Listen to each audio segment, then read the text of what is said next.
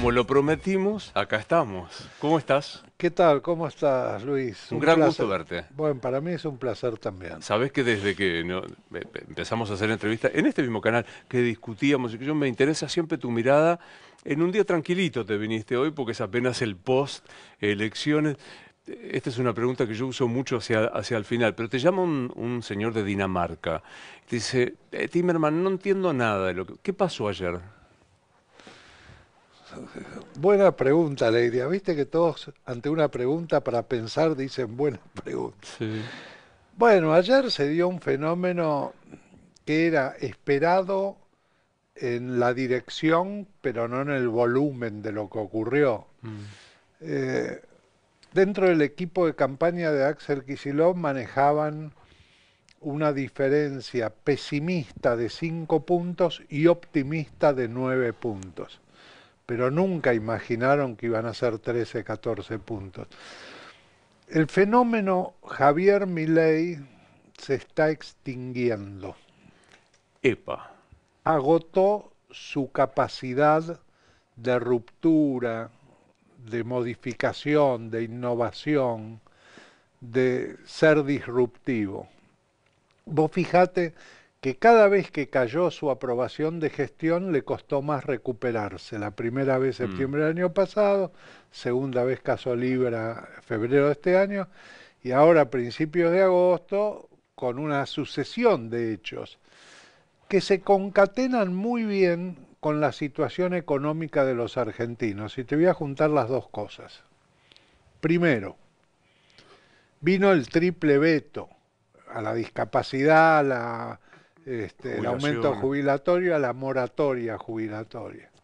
Vino la tensión con el Congreso de la Nación, que le empezó a poner trabas, etcétera. Una tensión fuerte. Milei no es hombre de buscar aliados, en general insulta a los adversarios. Y después de eso aparecieron los audios de Españolo. Y los audios de Españolo son audios duros porque, ¿cómo es eso?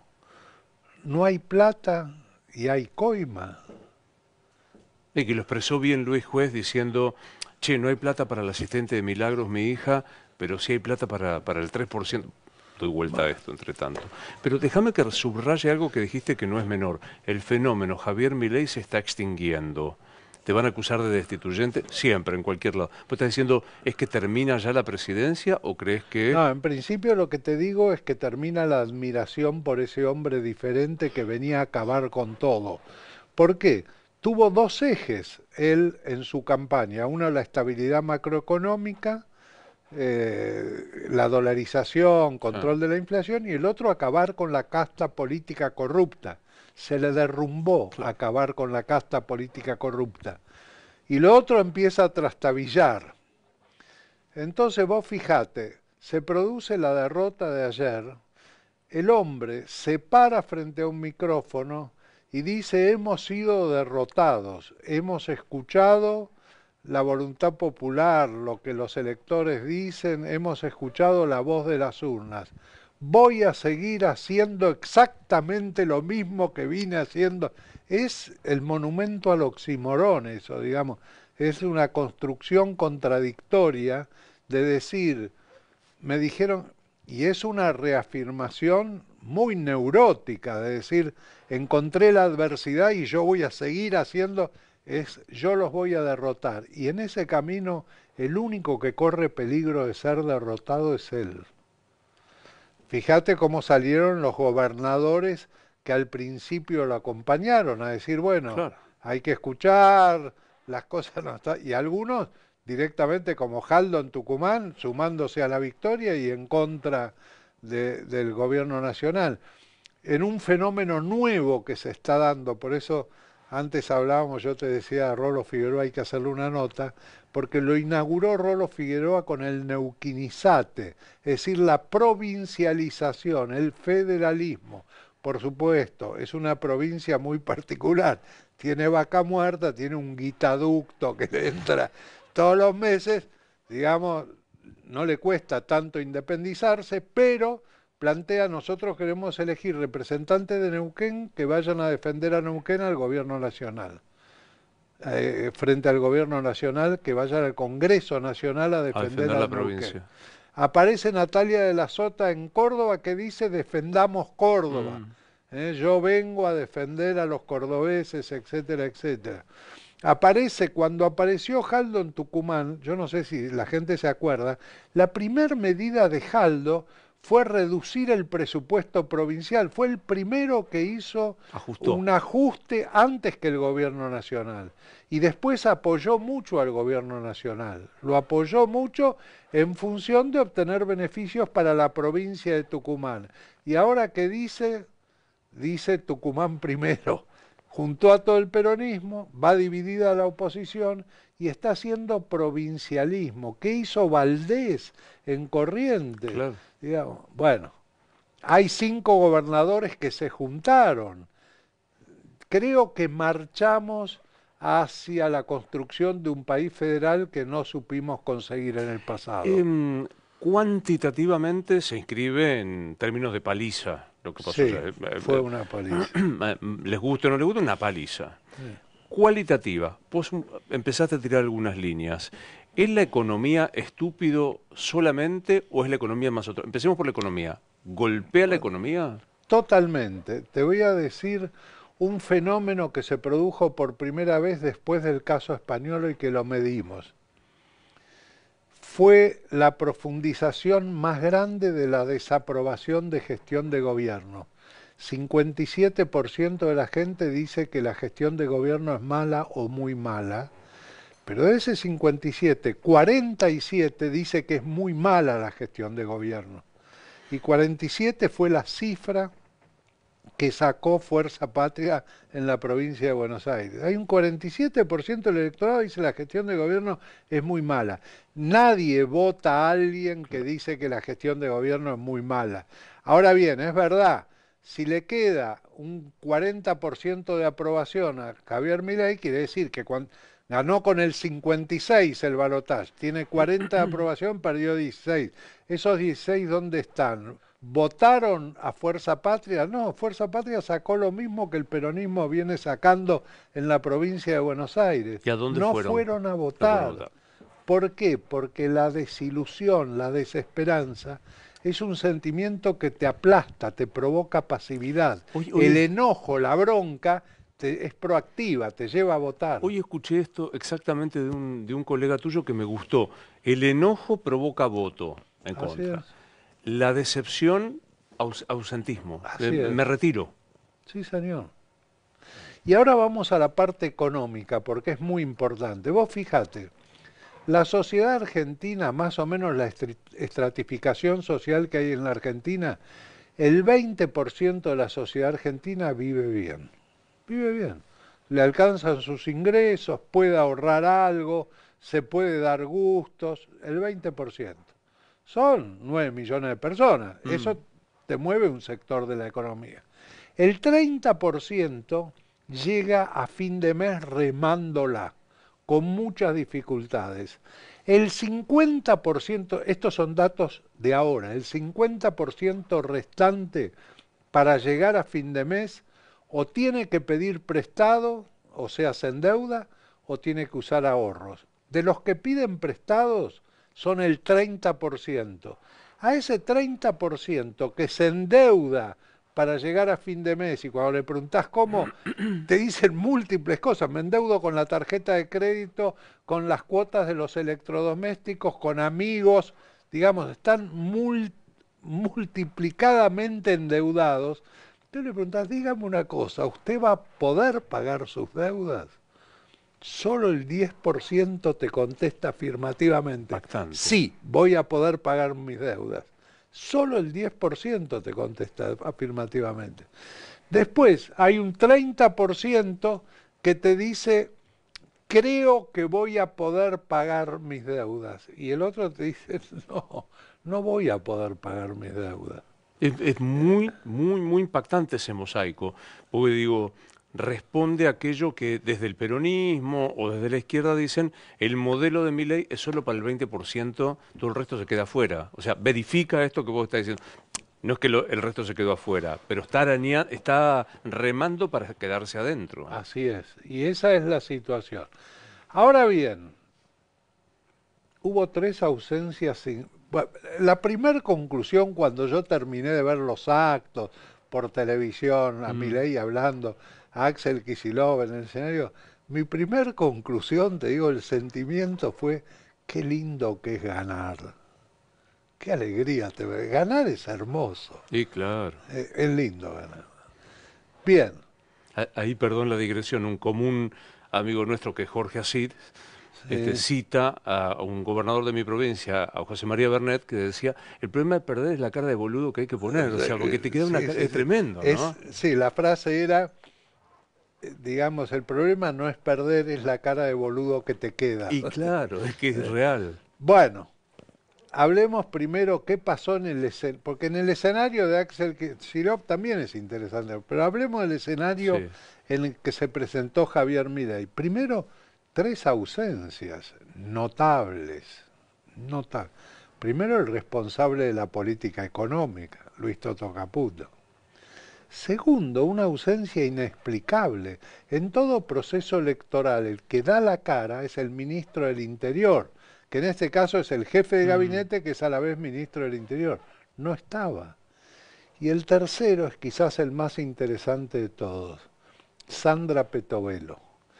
¿Por qué Sandra Petovelo? Porque Sandra Petovelo es de aquellas que no ponen las manos en el fuego por Karina. Entonces eligió no ir. Muy demostrativo. Franco aduce una cuestión familiar. A mí me pareció estruendoso la ausencia de él. Acusó una situación familiar. Igual es llamativo, ¿no? Porque estaba. Y de las presencias, ¿qué me decís? Porque digo, estaba Milei y a su derecha Lugones. El hombre del fentanilo, el hombre de la no audito. O Pero, sea, es un dato, ¿no? sí, es un dato de reafirmación de un apoyo, bueno, de un hombre que se emperra en decir, están en contra mía, pero yo voy a seguir exactamente igual, yo no voy a cambiar porque estén en contra mía. Y alguna vez lo dijo, a mí me van a tener que sacar de aquí con los pies para adelante, lo dijo Mm. claramente y específicamente. Bueno, lo increíble es que, claro, Axel Kicillof no hablaba porque primero habla El que siempre el que pierde. pierde, pero no salía nadie a hablar. ¿Y quién habla? Un peronista. Sale el responsable del armado en la provincia de Buenos Aires, que es un hombre que viene del peronismo, y da una explicación peronista, cometimos errores, tenemos que revisar, digamos, hace todo ese discurso que uno espera que haga. Después Milei viene y no, lo revierte y se planta de otra manera.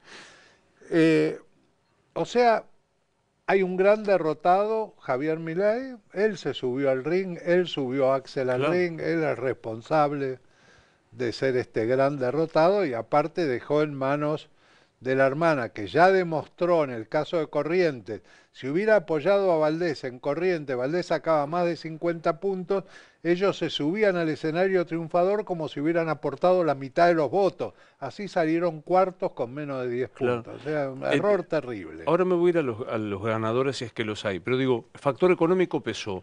¿Cuánto Muchísimo. pesó el ninguneo? Vos me dirás, el ninguneo, el no sé qué de las estructuras políticas como el PRO y el radicalismo. Bueno, en principio el voto del PRO lo han perdido bastante, una parte importante del voto del PRO, y hubo construcciones alternativas, digamos, que sacaron poco, pero, digamos, anduvieron cerca de la elección de la izquierda, digamos, Mm. sacaron unos 5 puntos en conjunto. El votante democrático del PRO, Javier Milei, dejó la Libertad Avanza dejó de ser una alternativa. El PRO tenía un votante democrático, Sí. digamos, tenía un Institucionalista. republicano, ¿Sí? exacto, por eso él los abandonó. Me causó mucha gracia lo poco tiempistas que han sido Ritondo y Santilli, digamos, que se sumaron en el peor momento. Este es el peor momento del gobierno. El gobierno fue a esta elección en su peor momento. También la ausencia de Mauricio Macri, ¿no es cierto? No abrió la boca. Nada. No, ¿Pero vos qué absolutamente. crees que está haciendo Macri? Yo sospecho que está un poquito así. Seguramente, seguramente el Calabrés le dicen. Bueno, sí, seguramente está viviendo con cierta satisfacción eso, pero yo creo que la política a Macri le interesa más por amor propio que por política en sí. No lo veo como un apasionado de la política. Mm, Pero bueno, hay una cuestión de amor propio, digamos, que lo lleva a jugar políticamente una vez que entró claro. en ese juego. Es muy difícil salir, se perdió bueno, perdió una batalla con Patricia Bullrich en su momento. Patricia Bullrich, los dos candidatos a presidente que él tuvo, que fueron Patricia Bullrich y Horacio Rodríguez Larreta, ninguno de los dos está en el PRO, digamos. Y Ritondo y Santilli se le van con la Libertad Avanza sin avisarle. Digamos, Bravo. sí, Es claro. bravo. Te dejan bastante mal parado. Agrego esto, ¿no? Bueno, vimos lo económico, vimos la estructura de los aliados. ¿Cuánto influyó, viste? Porque a veces me dicen, eso es tuyo, es de Frasco. El que se meta con los discapacitados, mandriles, ensobrados, rata, Ian Mosh, el chiquito, ¿influyó o no Sí, influyó? totalmente. Vos fijate que el 60% del electorado no estaba de acuerdo con los modos de Milei. Había un porcentaje que lo apoyaba y no estaba de acuerdo con los modos de Milei. Generaba mucha resistencia a los modos de Milei. Y solo que no le importaban los modos era el 27%. Es decir, que hay un núcleo duro Claro. que no le importa lo que está alrededor del 30%, no le importa, sacó creo que 33 en la... Mm, No mm. le importa lo que haga Milei, no le importa, está de acuerdo con Milei. O sea, es lo que dicen, es exactamente lo que vos te... Viste que dice, en las redes aparece por este lado, ¿sos de los que creen que el gordo Dan es el Herminio Iglesias de la campaña del 83? Si yo creo eso, no, yo creo que ni Herminio Iglesias ni el Gordo Dan tienen tanta influencia como los errores que comete Milei en la gestión. Vos fijate, hubo una consultora que dijo, digamos, eligió la estrategia equivocada. En esta elección no fue, la gente votó en contra de la gestión, no por una estrategia equivocada del gobierno. No, fíjate que en realidad le había costado mucho construir una alternativa a la oposición. Vos fíjate que la oposición construye su alternativa separando las elecciones y eso divide aguas en el peronismo. Cristina Kirchner públicamente por televisión dijo yo estoy en desacuerdo con lo que está haciendo el gobernador Axel Kicillof. Es un error separar la elección, dio la explicación porque iban a hablar de la inseguridad, se iba a provincializar, etcétera, cosa que no ocurrió. Cristina no tuvo una buena lectura de eso, pero sí debe haber tenido una buena lectura que era el primer acto de independencia de Axel Kicillof. Vos pensá una cosa, si la elección era toda junta, el liderazgo de la campaña lo tenía Cristina Claramente. Kirchner. Presa, San José, el liderazgo de la campaña. Al dividirla, el liderazgo de la campaña en la provincia la tuvo Axel Kicillof. Y el triunfo, ¿qué es lo que está diciendo un sector del kirchnerismo o incluso Guillermo Moreno? Ganó el peronismo, pero la verdad que ganó Axel Kicillof, acompañado por todo el peronismo. Pero el que ganó, el que salió ganador fue Axel Kicillof. Bien, y ya ratifica, digamos, lo que antes era la proyección de un liderazgo con movimiento al futuro, ahora ejerce un liderazgo. A partir Mm. de este momento, Axel Kicillof ejerce un liderazgo. Y Cristina, en el tuit que saca, apenas se conocen los resultados, habla de kirchnerismo y peronismo. Por primera vez diferencia. Antes decían, no, nos dicen kirchnerista porque nos quieren bajar el precio. Nosotros somos peronistas. Ahora habla de kirchnerismo y peronismo. Hace una diferenciación. Bien, Axel Kicillof Sí. es un personaje interesante. Vos mirá, yo escuchaba su discurso, le cuesta poner punto final y cierre a las Es frases. muy Sí, sí, barroco para la explicación. efectivamente es así. Si vos pensás Sergio Massa o Cristina Kirchner, yo creo son mejores oradores que Axel Kicillof. Pero ¿sabés lo que tiene Axel? Ángel. Tiene ángel. Tiene algo con la gente. Se emociona, toma agua, se le caen, se ríe. Digamos, tiene algo que lo conecta con la gente. Tiene una cosa conectiva. Que eso funciona, o sea, vos que has Pero es analizado, natural. ¿está o no está? O Sí, sea, exactamente, no hay no manera. lo ensayás, No, no, no, no hay no. manera. Se nota mucho. Él lo tiene naturalmente. Y esa es la parte, digamos, cómo es él. Pero vayamos también, te quiero llamar la atención sobre dos hechos que en su momento no parecían comprensibles. Cuando Axel Kicillof manda patrulleros a la provincia de Santa Fe a Mm. Puyaro, cuando Axel Kicillof manda ambulancias al Chubut a Nacho Torres, era medio incomprensible, pero empezó en esa época a construir vínculos. Vos te imaginás, imagínate cuando De la Sota le pidió al gobierno nacional de Cristina Kirchner: tenemos huelga de la policía, manden tropas federales, que no tiene ningún. Y el gobierno nacional le dice a través de Coqui Capitanich, por orden de Zanini, que debe haber recibido la orden de Cristina, no mandamos tropas federales. Ahí se rompió la relación del peronismo kirchnerista con el peronismo del cordobesismo. Y nunca más pudo ganar una elección el peronismo en Córdoba. Ahora uno se pregunta cómo hizo durante 20 años De la Sota en una provincia tan gorila como Córdoba para hacer que el peronismo cordobés esté en el Y que poder. lo heredé Schiaretti ya llora, ¿no? Así es, que lo heredan ellos.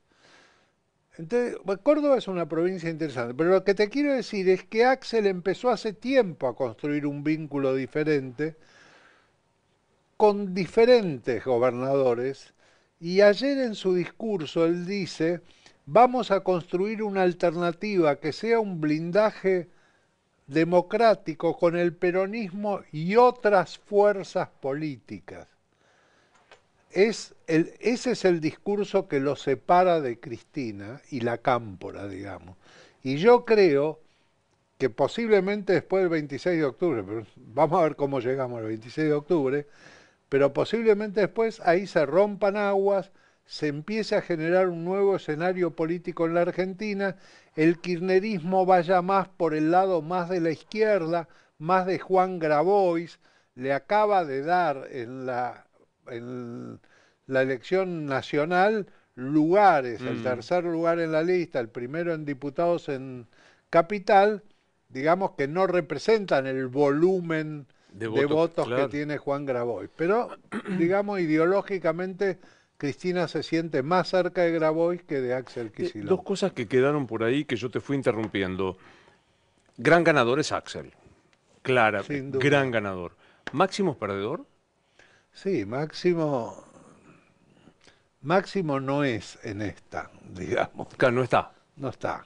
Yo No. digo, hasta No, yo creo último, que acá Cristina de alguna manera sintió el golpe. porque digo, hasta último momento Máximo le hackeó a Axel cuando va a Quilmes y le Es dice, a verdad. mí dame los Es verdad. fondos que le da. Digo, Sí, pero ya Máximo, cuando Máximo renuncia a la ah, presidencia del bloque, porque Guzmán hace un acuerdo con el Fondo Monetario Internacional, ya ahí te das cuenta cuál es su concepción de la política. Porque ¿qué quería? ¿Que no haya acuerdo? ¿Que entremos en default, empezar de nuevo con la fragata Libertad, que la paran en un puerto, el avión de aerolínea? No, había que llegar a algún tipo de acuerdo. Y vos, que eh, mirado en retrospectiva era un buen acuerdo, ¿no? excelente, Era un digamos. buen acuerdo. Claro. Excelente, un excelente acuerdo. Máximo Guzmán no, era más de lo que se lo valorizó. claro, bueno, Máximo no fue. Y Cristina es ganadora, perdedora, empate. Bueno, tuvo que aceptar. Cristina mandó un audio bastante lavado. La declaración del PJ Nacional no nombra a Axel Kicillof Es en el hermoso, triunfo, claro. es hermoso. Eh, digamos, Cristina sintió el golpe, siente el golpe en su amor propio y en su concepción de la política, y siente que de pronto el pibito Axel Kicillof, dirigente del Centro de Estudiantes de Ciencia Económica, fundador de TNT, tontos pero no tanto, bueno, sacó el bastón de mariscal y lo está ejerciendo el puesto de conducción y se le abrió. Y bueno, es difícil eso para alguien que mantuvo un liderazgo tan fuerte y tan férreo sin dar lugar al crecimiento de otra gente. Porque fíjate que los que están alrededor de Cristina no han crecido y cuando Cristina acepta un candidato a encabezar la lista de diputados nacionales, acepta un candidato como Jorge Tayana. Digamos, no es Sin alguien que va a expectativa, construir claro. futuro político. Sin expectativa de, Si claro. pierde no pasa nada, Y si digamos. gana será el diputado, claro. Lo dijiste, pero lo pregunto. La corrupción no es un tema que influya en el voto. Suele decírsenos a nosotros. Pues digo, aparecen los audios, aparece Libra. Pues sí, che, no he explicado. Aparece fentanilo, aparecen los audios españoles, por el cual el gobierno sigue en silencio. Yo digo, todos los días recuerdo que es un día más de silencio de los españoles. No se explica nada del fondo. Absolutamente ese ha sido el camino que han elegido siempre los acusados de corrupción, no hablar de corrupción. Antes era el peronismo. El peronismo, ¿escuchaste alguna vez un peronista elaborar un discurso anticorrupción? Nunca, porque del tema no se habla, porque los acusados de corrupción somos nosotros, los peronistas, no lo digo por mí, digamos, me Hablando pongo en en la nombre de... persona, somos nosotros los peronistas. Entonces no hablan, nunca hablan de que la corrupción es un problema en la Argentina, pero de pronto aparece el caso Libra y empiezan a decir la corrupción es un problema, porque los corruptos son los otros. Y empieza lo de Españolo y hoy en día 45% del electorado te dice que el principal problema de la Argentina es la corrupción. Ah, 45. Subió del 33 al 45 con el caso Españolo. más ¿Por que, qué? Porque se suman los peronistas también. más que inflación, más que seguridad. La inflación está bajísimo, inseguridad está bajo, el segundo es pobreza. Inflación desapareció como problema, pero hay un tema con la inflación. La gente votó a este gobierno y aceptó el ajuste para bajar la inflación, pero ya no alcanza. Digamos, ya está, ya la inflación está baja. Ahora reactivar la economía, aumentar mi ingreso, Claro. generar fuentes de trabajo. Digamos, eso me lo contaban. Nosotros hicimos la campaña de Néstor Kirchner con la agencia de Fernando Braga Menéndez en el 2002-2003. Y Néstor contaba, él fue 10 años gobernador en Santa Cruz. Él decía, cuando yo gané la intendencia de Río Gallegos, bueno, la gente me pedía viviendas, bueno, gané la gobernación, empezamos a construir viviendas, las viviendas ahí tienen que ser con calefacción, porque si no, bueno, le dimos vivienda, le dimos calefacción, generamos, dimos trabajo a la gente, entonces ahora querían el coche, entonces, teníamos que dar el coche. Y es así, digamos, vos votás primero una necesidad que tenés y una vez que la tenés cubierta, Obvio. digamos, Vas por la aparece próxima. otra, claro, vas por la próxima. Y bueno, la inflación, la gente dice, bueno, ya está, la inflación se resolvió, ya está, no hay inflación. Bueno, ¿qué pasa con mi ingreso? ¿Por qué no aumenta? Claro. ¿Por qué no puedo buscar otro trabajo? ¿Por qué tengo que aguantarme cosas en este trabajo porque no hay ofertas de trabajo? Entonces, se le complica al gobierno, se le complica seriamente, seriamente. Yo En- creo que puede haber serios problemas de gobernabilidad, está perdiendo la alianza de los gobernadores. Puede tener serios problemas de gobernabilidad si no corrige el rumbo. que no parece. Vos que tenés experiencia, ¿es cierto eso que un dirigente puede cambiar de ideología pero no de temperamento? Había una frase de Perón que decía, digamos, es posible que un malo se haga bueno, pero un tonto inteligente es imposible. Es buena. Algo así. Javier Milei no va a cambiar su forma de ser. Digamos, puede atemperarla, puede no insultar públicamente, pero no va a cambiar su pensamiento respecto a lo que tiene que hacer en el área económica. Yo creo que el gobierno camina más hacia una multiplicidad de errores de ahora en más. Digamos, creo que se van a multiplicar. Pensá que el golpe este le ha sido, le ha hecho perder mucha confianza. Bueno, el caso español le hizo perder apoyo del establishment. Eso verificado. Digamos, grupos empresarios que no aceptan lo de Españolo, digamos, no aceptan que este gobierno esté denunciado por corrupción. Creen que es cierto y no lo pueden aceptar y le quitan apoyo al gobierno. ¿Recordás en la historia democrática alguna estructura de poder parecida a la de Milei? Quiero decir, donde luce como inescindible el binomio hermanos. O sea, porque hoy yo escuchaba análisis, bueno, el presidente tiene que meter motosierra en la estructura política que lo hizo perder. Yo digo, imposible, porque sí, Martín Menem, sí, Lule Menem, sí, Pareja, pero no puede ir a por Karina Milei. ¿Recordás alguna estructura de poder de estas características? No, no que fueran relaciones de parentesco. Es más, recuerdo cuando Carlos Menem mandó a un brigadier a sacar A Zulema. a Zulema de la Quinta Olivo. Es decir, recuerdo cosas contrarias a Claro, esta, ¿no es pero ni cierto? siquiera el supuesto doble comando Néstor-Cristina funcionaba No, no, así. no, siempre fue Néstor el jefe. Siempre Siempre fue. fue Néstor, no, no. El jefe fue siempre Néstor. Digamos, el gobierno de Cristina empeora, el segundo gobierno de Cristina, donde gana con el 54% de los votos, o sea, tiene un apoyo popular increíble. Podía haber hecho un gobierno de Luja, fue el peor gobierno de los tres. Es decir, fue peor que el primer gobierno de Cristina. La muerte de Néstor Kirchner, digamos, fue desde el punto de vista de la política de gobierno, eh, fue nociva, digamos, ¿no es Mm. cierto? ¿Sos de los que creen que ha ido empeorando la clase dirigente? Nosotros analizamos, yo veo Diputados TV y Senado TV, Raúl, que me gusta ver los debates, me apasiona el debate parlamentario.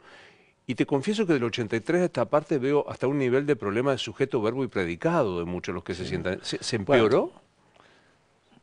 hay un tema que se ha convertido en una salida laboral, la política. Digamos, yo te voy a contar una anécdota personal. Yo en la década del 60 militaba en la Federación Juvenil Comunista. Era un militante de la... Yo creía que un mundo mejor era posible construirlo, tenía sueños, decía va a haber un hombre nuevo, la Unión Soviética es la vitrina al mundo del socialismo, digamos, creía, tenía ideales, ni pensaba en un puesto político, en nada, ¿no? Salía a la lucha por el presupuesto universitario del año 64, en el 65 salí con las manifestaciones en contra del envío de soldados argentinos a Santo Domingo, Zavala Ortiz, andate del país, Zavala Ortiz era el Claro. canciller, sí. O sea, era una cosa con ideales. No existe más eso, olvídate, no existe más. Ahora, yo pensaba lo siguiente, mirá la importancia que le dimos a la elección de ayer y a la derrota del gobierno y al triunfo de Axel Kicillof. ¿Qué se votaba ayer? Legisladores para la más oscura de todas las legislaturas del país, que tiene la cajita feliz más grande de la República Argentina, donde te pregunto, ¿qué sabes de la legislatura? Y bueno, Chocolate Rigó, Sí, con suerte. sí, bueno, no sabés nada de esa legislatura, donde hace 2 meses votaron en el Senado, en una elección que terminó empatada, 22-22 creo, y definió Magario a Mm. favor, votaron la reelección indefinida de diputados, senadores provinciales, concejales, consejeros escolares. Digamos, ¿qué es la elección indefinida de esa gente? Es el puesto, es una salida laboral. Falta que voten que si no ganás una elección te indemnicen, ¿te das cuenta? No, es terrible. Digamos, la clase política argentina ha llegado a un nivel denigrante de comportamiento. Y no hablemos del nivel intelectual, de los debates, de lo que... Pero vos viste que se para uno delante del otro, le hace así la chica esta Lemoyne, que yo le hacía así al presidente, que diciendo que ella se queda ahí para... No hay nada, nada. Yo recuerdo, bueno, qué sé yo conocí a Palacios, por ejemplo, Alfredo Palacios, primer diputado socialista de América. Era un lujo los debates en los que participaba Palacios. La argumentación que daba, cómo estudiaban los temas. Vos decís, ¿no existe más esa gente? Sí, existe. Graciela Camaño, por ejemplo. No sé si alguna vez la entrevistaste. Muchas veces tengo una enorme admiración. Y hoy, mira, yo no doy retweets a los políticos. Hoy retuiteé su tweet en 10 líneas. Describe la elección de ayer con una maestría, pero digo, sin ponerse de un lado o del otro. Tengo un especial respeto por ella. Bueno, Graciela Camaño es una persona que se ha consolidado en la superación diaria, estudió abogacía, estudió las es leyes, especialista en derecho ambiental. Exactamente. Es un lujo. Vos fijate, cuando se deciden... Yo tuve una larga... Yo no conocía a Facundo Manes. Antes de que se elijan los candidatos, tuve una larga conversación con él. Me impresionó muy bien Facundo Manes. Y yo conocía a Graciela Camaño. Y le dije, si ustedes buscan una tercera alternativa, si buscan una nueva alternativa para el país, en las elecciones a diputado nacional tienen que hacer la dupla Facundo Manes, Graciela Camaño para esa alternativa, un radical y un peronista. Imposible. Facundo Manes terminó de candidato a senador en la ciudad de Buenos Aires, que no va a salir. Randazzo terminó de que el candidato a diputado en esa lista, que va a tener muy pocos votos, porque las ambiciones personales, los egos, qué sé yo, juega a un nivel donde... Vos me hablabas de la ideología superaría todo eso para llegar a... Deberías buscar un grado de eficiencia. Y hoy le decía a alguien, yo le decía, mirá, a Marangoni, a Gustavo Marangoni, que me lo crucé hoy, le digo, Gustavo, porque él está en la construcción de esa tercera alternativa, le digo, el principal escollo para la construcción de una nueva alternativa en la Argentina son los que quieren construir la nueva alternativa en la Argentina. Eso es el principal escollo. Lo dejaste así al pasar, pero me da mucha curiosidad. Militaste en la Federación Comunista. ¿Quién sos vos, Raúl? Pues yo me conozco. Primero cumplí 80 años hace muy poco. El otro día fui al otorrino-naringólogo en Pasteur 740. Yo vivía justo enfrente en un conventillo cuando era chico. Pasteur 745, al fondo vos entrabas por una puerta que daba a un patio y la primer pieza a la derecha vivíamos mi padre, mi madre y yo. Yo nací en el 45, hasta el 51 vivíamos ahí. Mis padres eran militantes del Partido Comunista, a la noche mi padre me leía a Guillén, me leía a Raúl González Tuñón, me leía poemas a la noche para que me duerma. Yo me llamo Víctor Raúl, Víctor por la victoria aliada en la Segunda Guerra, justo en el 45, y Raúl por Raúl González Tuñón. Bueno, me crié en ese ambiente, digamos. Incluso, te diría más, mis padres eran profundamente antiperonistas porque el peronismo había pasado a la clandestinidad, el Partido Comunista en esa época. En un determinado momento... En el año 50 se casa mi tío Jacobo, hermano de mi papá, se casa con Rilla Mindlin en Córdoba. Y yo tenía 5 años, viajamos en tren a Córdoba con mis padres, me acuerdo de haber ido a ese casamiento. Cuando volvimos, al poco tiempo nos fuimos a Israel. Mi tío Jacobo lo convenció a mi padre que había que hacer aliá, había que ir a Israel, qué sé yo. Jacobo nunca estuvo en el Partido Comunista, siempre estuvo en los movimientos sionistas, ¿no es cierto? Que había que hacer. Bueno, nos vamos a Israel. Estuvimos un año viviendo en un kibutz. Yo la pasé muy bien como chico. Después me di cuenta que cuando nosotros nos vamos a Israel, mi tío Jacobo con Rilla se van a vivir al cuarto en el conventillo que vivíamos nosotros, en la calle Pasteur. Digo, seguramente lo convenció porque necesitaba esa habitación.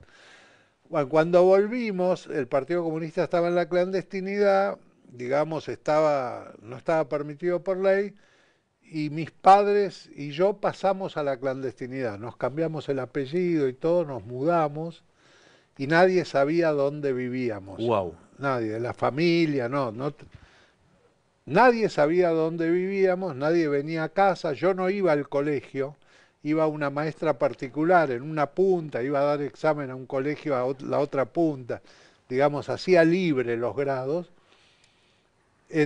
Había una actividad en ese lugar, era un departamento que alquilábamos, un único departamento arriba de un negocio, y había un cuarto que estaba siempre cerrado, con llave, y que yo no sabía qué se hacía ahí. Los libros. No sabía, no tenía idea. Yo tenía en esa altura, tenía 8, 9, 10 años, digamos. Teníamos el apellido cambiado y yo era obediente de la situación. Había noches que venía gente a trabajar a ese cuarto, digamos, y que se iba a la mañana, digamos, para no despertar sospecha, irse a las 3, 4 de la mañana, se iba a las 8. Pues con los años, un día le pregunto a mi padre, che, papá, ¿qué hacían en ese cuarto? Hacían pasaportes y cédulas de identidad para los miembros del partido que tenían que viajar o tenían que presentar. Yo la pucha. Pasan los años, esto es fantástico, pasan los años, cuando vamos a hacer la campaña de Néstor Kirchner, viene un muchacho a la agencia que tenía un proyecto para Río Gallegos, etcétera, un arquitecto famoso llamado Moscato de apellido, un arquitecto, tenía premios y qué sé yo. Yo lo veo y le digo, vos sos Bolita. Sí, vos vivías a media cuadra de casa, le digo. Tu papá estaba en el ejército, era suboficial del ejército. Me dice, sí, trabajaba en el servicio de inteligencia del ejército.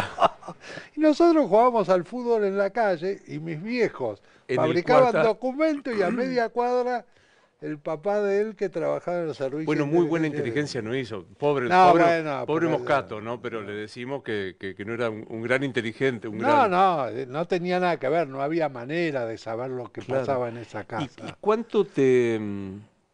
Bueno, todo eso, de alguna manera, te va formando. Yo entré en la Facultad de Ciencias Exactas y Naturales, soy licenciado en Ciencias Químicas, estuve la noche de los bastones largos en Exactas. Mirá que eso es raro. Trabajé 30 años en la industria metalúrgica. Yo entré a trabajar en un laboratorio mediodía después de la noche de los bastones largos porque cerró Exactas. Esa empresa fue comprada por una suiza, pasé a la Suiza se juntó con una de Asindar, de la familia Acevedo, pasé a esa y llegué a presidente de la empresa. En 30 años hice la carrera de ayudante part-time de laboratorio a presidente de la empresa. Llegué a ser presidente del Instituto Mundial de Soldadura, fui un experto en metalurgia de la soldadura, qué sé yo. En la última etapa, cuando me ofrecieron los Acevedo la presidencia de la empresa, yo le dije, bueno, pero hay cosas que yo no estoy preparado. Yo conozco la parte tecnológica, la comercial, bien, exportación, pero digamos la parte administrativa, financiera, estructura organizativa, no conozco nada. Me dicen, no importa, ¿cuánto necesitas? 6 meses. Andá donde necesites a formarte. Y aproveché, me fui al IMD en Suiza, en Lausanne, fui al Levinson Institute en Boston, estudié con Deming y descubrí un tipo, Elliot Jackson, fantástico, un canadiense que trabajaba sobre estructuras organizacionales y prácticas gerenciales. Lo traje al país, dirigía la Fundación Asindar, yo lo traje a dar cursos, qué sé yo, y un día me invita y dice, tengo un encargo de Janet Reno, la secretaria de Justicia de Clinton, de Bill Clinton, quiere reorganizar 16.000 departamentos de policía en Estados Unidos y quiere que yo dé un seminario para ver el tema de la policía de proximidad y qué sé yo. ¿Me venís a darme una mano? Y dije, sí, vamos.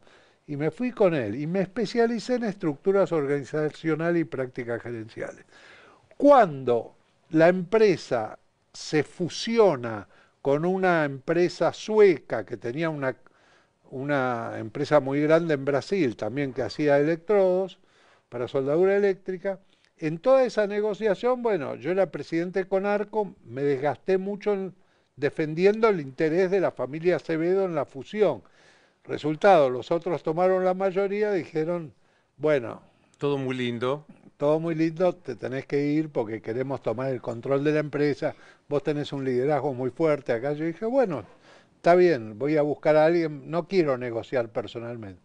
Entonces lo fui a ver a Luis Moreno Ocampo y le dije, Luis, mirá, me dice, ofrecen esto, qué sé yo, vos te harías cargo, me dice, yo me ocupo. Le digo, ¿cuánto me vas a cobrar, Luis? Y me dice, mirá, si te consigo hasta tanto, no te cobro nada. Pero si te consigo más de tanto, te cobro $50.000. Eso sí, me dice, andate de vacaciones, andá a jugar al fútbol, olvídate, yo me ocupo de todo. Le dije, bueno, está bien, Luis. Un día me llama y dice, tenés que firmar el acuerdo. Le digo, ¿y cuándo conseguiste? Me dijo, tanto. Me dice, le digo, te debo $50.000, cuando cobre te los pago. Me dice, si te venís a trabajar conmigo no te los cobro.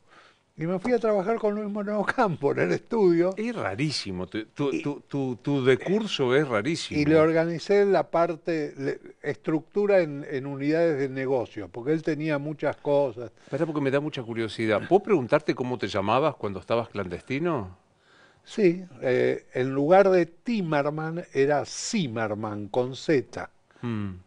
Esa era la ¿Y eras diferencia. Raúl o te No, habían... no, era Raúl, sí, ¿Qué? sí. Porque para un chico de 7, 8 O- años debe haber sido fuerte. sí, digamos, hoy no lo siento, realmente no lo siento. Había algún problema, yo no podía invitar a los chicos a casa, por ejemplo, porque por las dudas no querían que vengan a casa, pero no siento que me haya afectado mayormente ese ¿Y tema. te joroba el paso del tiempo? Vos sabés que no me doy demasiada cuenta del paso del tiempo. No, no me doy demasiada cuenta, me sorprende. Vos pensá una cosa. A los 17 años yo la conocí a Cristina, mi esposa actual. Desde los 17 hasta los 80 estuvimos juntos siempre. ¿63 años? Sí, todo el tiempo, juntos. Entonces, los dos sentimos, como vos te referenciás en otra persona que va creciendo con vos, no, no tenés esa comparación de que el otro está joven y vos estás viejo, ¿no es cierto? Entonces no lo siento, no lo puedo creer. Que yo tenga 80 años, no lo puedo creer, la verdad. ¿Y cómo es el amor a lo largo de 63 años? ¿Cómo es el amor? Es muy difícil de describirlo. Digamos, ¿cómo es una pareja que convive durante 63 años? Yo te digo, es mucho respeto por la individualidad del otro, muchísimo respeto, y básicamente un factor de tolerancia. Tenés que tolerar cosas que a lo mejor en otra persona no las tolerarías, pero la diferencia es que en ese al que querés sí las tolerás. ¿Por qué? Porque estás enamorado, porque lo querés. ¿Te das cuenta? Entonces tolerás más cosas. ¿Te das cuenta que tolerás? No, no te das cuenta. Lo tomás como algo natural. Qué linda definición de amor. Es bancar en el otro algo que en un tercero no soportarías. Así es. Y entra por ahí Cristina, ¿qué le decís? Hola, ¿cómo estás? Sí, lo que nos decimos siempre, digamos, nos damos un beso cuando nos encontramos, cuando nos separamos. Yo vengo de una familia muy intelectual, muy ¿Eh? judía e intelectual, donde la demostración de los afectos siempre ha sido poca, digamos. Ha habido mucha solidaridad, mucha ayuda. Si vos le preguntás a alguien que me conoce cómo soy yo por ahí soy poco afectivo en lo demostrativo, pero me solidarizo y ayudo en lo que el otro necesita. Cristina viene de una familia italiana, católica, donde todo el abrazo y el afecto es todo. Digamos, para ella la familia siempre tiene que estar junta, te digo. Nosotros, miércoles a la noche vienen mis hijos con mis nueras y mis nietos a comer a casa. Todos los miércoles a la noche. Los sábados al mediodía vamos a comer con mi primo Javier, con mi hermano Sergio, con Cristina y un hijo mío con sus hijos. Los domingos al mediodía, todos los domingos viene toda la familia a casa con algunas sobrinas de Cristina también a comer. ¿Cuánto influye ser Timerman? ¿Cuánto influye? Mirá, yo te diría, en el caso personal mío, me costó mucho durante la época del proceso. Durante la época del proceso militar, digamos, lo llamamos proceso, pero fue una dictadura sanguinaria militar. Jacobo estuvo detenido, primero desaparecido, después lo blanquearon en 30 días más o menos. Mi padre muy comprometido con su hermano, muy comprometido con su hermano, todos los días salía a hablar con gente, habló con Martínez de Oz, habló con Arguindegui, iba a hablar y tenía una exposición permanente. ¿Y qué me decía a mí? Y a la familia, a mi mamá, a mí, a mi hermano. Si Jacobo no llega a aparecer, yo agarro un camión de combustible y me tiro contra la Casa Rosada. Ese era el compromiso que tenía con su hermano. Esa época no la pasé bien, la pasé mal. Tal es así, yo por cuestiones de trabajo, porque estaba en el Instituto Internacional de Soldadura y había 3 reuniones por año, viajaba mucho. Había un teniente coronel Tesa, amigo de la familia, retirado, que trabajaba, lo habían tomado en Oerlikon, yo estaba en esa época, que después fue Conarco, y el único teniente, no, decía Jacobo y mi padre, el único civil que llegó a teniente coronel, se psicoanalizaba, estaba divorciado, separado con la nueva mujer, tenía un hijo, qué sé yo. Y él me acompañaba a Ezeiza. Yo cuando el avión despegaba sentía un alivio total. Y cuando volvía, una tensión muy grande. Fue una época muy complicada, muy complicada. No la pasé bien llamándome Timerman en esa época. Pasado eso, yo Sí. te digo, el día de hoy me siento muy cómodo como Timerman, digamos, y siento que incluso me ha facilitado algunas cosas el apellido. Seguramente también por una construcción propia, pero digamos el apellido, ¿tenés algo que ver con Jacobo? Sí, soy sobrino. ¿Tenés algo que ver con Héctor Timerman? Sí, soy primo hermano, qué sé yo. Un poco te facilita con aquellos que tienen simpatía por la opinión o que tenían Claro, simpatía por Héctor. A los que estaban en contra, no, tremendo. es ¿Y de tremendo. Javier sos Primo hermano también, también? como Héctor, Claro, sí. como Héctor. ¿Quién fue el mejor presidente desde la democracia hasta ahora? Es, es una pregunta terriblemente difícil. Mirá, yo me quedo entre Alfonsín por lo que significó la ruptura de la democracia y Néstor Kirchner. Fueron dos presidentes con los que yo me sentía cómodo, digamos, independientemente que le fue a Alfonsín mal y termina mal su mandato y que Néstor, digamos, yo creo que Néstor fue un buen presidente y que después, bueno, tenía algunas obsesiones que le desviaban la atención, pero creo que fue un buen presidente Néstor Kirchner. ¿Y, cu- No me gustó mucho la presidencia, la primera de Cristina, y no me gustó nada la segunda mm, presidencia de Cristina, ¿no es cierto? ¿y La cuál de es? Alberto Fernández no me gustó, la de Mauricio Macri. Javier Milei es el producto de la combinación de Mauricio Macri y No Alberto hay duda, la Fernández, a campaña dos política se presidentes. la hicieron ellos, Sí. ¿no? ¿Y cuál O es el sea que un desastre. Yo creo que la corrupción empezó con Menem en la Argentina, no con Alfonsín. No había. Vos agarrár los militares más sanguinarios del proceso y terminan. Fíjate la casa donde terminaron viviendo cada uno de ellos. Digamos, no existía, y con Alfonsín, fíjate cómo terminó Alfonsín, y antes con Ilia, cómo terminó Ilia, y el mismo Perón no vivía suntuosamente con... Y la política cambió totalmente. Vos no ves a nadie que...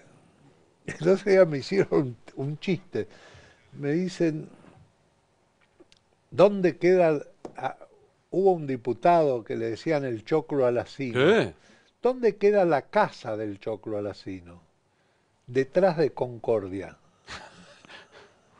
Se va a enojar porque ve mucho este programa. Bueno, No, nos va a escribir. pero me contaban esa anécdota. No, lo que te quiero describir es el hecho que han empezado a vivir con un nivel de suntuosidad los políticos Y de exhibición, ¿no? y de exhibición que hizo que el principal problema visto como corrupción por los jóvenes sean los Claro. privilegios de los políticos. Se me está terminando el tiempo. ¿Cuál es el sentido de la vida, Raúl? El sentido de la vida es, yo creo, pasarla bien y darte cuenta que la estás pasando bien. Muy importante esa última parte. No solo Total. pasarla bien. Tomá nota, flaco. La estás pasando bien. Así es. Yo tengo 3 frases de alguna manera que me dan vuelta siempre. Una es de Winston Churchill. Me pasé la mitad de mi vida preocupado por cosas que después nunca ocurrieron. La otra es, ¿cómo se llama este poeta irlandés famoso? ¿Saben? Nos vamos a acordar cuando terminemos, obvio. Bien, la frase es, nada de lo que actualmente ocurre tiene la menor importancia. Lo que te hace vivir Más más livianito, tranquila. Así más es. livianito. Sí, sí, sí. Y nos morimos y ¿qué pasa? Y nos morimos y no estamos más que en la memoria de los que no murieron, ¿no? Depende qué hiciste en tu vida, de qué manera vas a estar en esa memoria, y es la única manera de permanencia que tenés, no hay ninguna otra. Fernando Braga Menéndez decía, bueno, pero finalmente morirse es igual que antes de nacer. Y yo le digo, no, Fernando, porque antes de nacer no tenías la posibilidad de pensar en la muerte.